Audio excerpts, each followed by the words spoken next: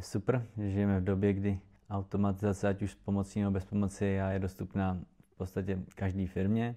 Samozřejmě automatizujeme, zjednodušujeme i UX Fence a tak jsem se rozhodl pár automatizací ukázat.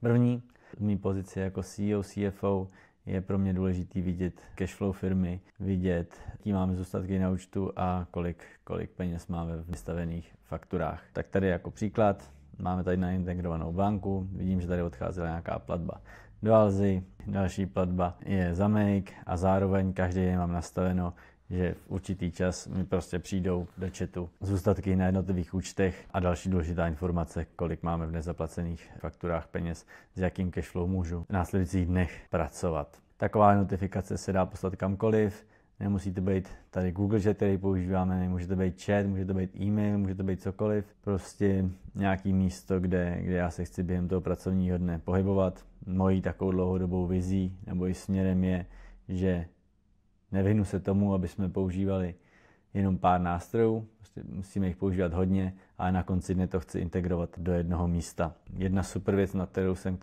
nezmínil, je, že můžeme nad jednotlivými platbama diskutovat pomocí vláken a vlastně vyjasnit si, co to je za platbu, když ji neumíme hned na první dobrou identifikovat a následně paní účetní dát informaci, která jí vyjasní, kam ta platba patří a zároveň je paní účetní v tomto vlákně, v tomto kanálu na Google Chatu.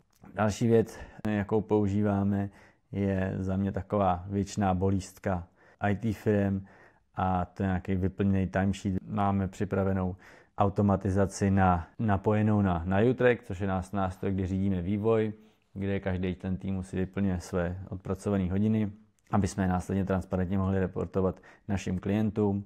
Tak každé pondělí prostě chodí notifikace, která jednotlivé kolegy uhání v tom, jestli už mají doplněno. V momentě, kdy já mám doplněno, tady vidíte i můj záznam, kde já si odeštu prostě do kanálu tento příkaz /dan, zase si ho odchytím pomocí integrace a vím, že ten den už se o to nemusím starat a do dalšího interního systému se zaznamená, že já mám pro tento týden vyplněno a nemusím to řešit. A zároveň ty, co ještě si v podstatě neodklikli ten svůj timesheet, tak jsou v průběhu dne urgování, aby to bylo. Protože prostě vyplněnost timesheetu navazuje na reporting klientům, na finanční reporting toho, jak si daný měsíc stojíme a je to pro nás v podstatě velice, velice důležité. Takže to je, co se týká timesheetu. A další věc, kterou jsem vám chtěl ukázat, je v podstatě úplně triviální integrace nebo proces na schvalování dovolený. V podstatě potřebuje mít trošku přehled nad tím, kdo kdy kam jede, za jak dlouho to v podstatě je.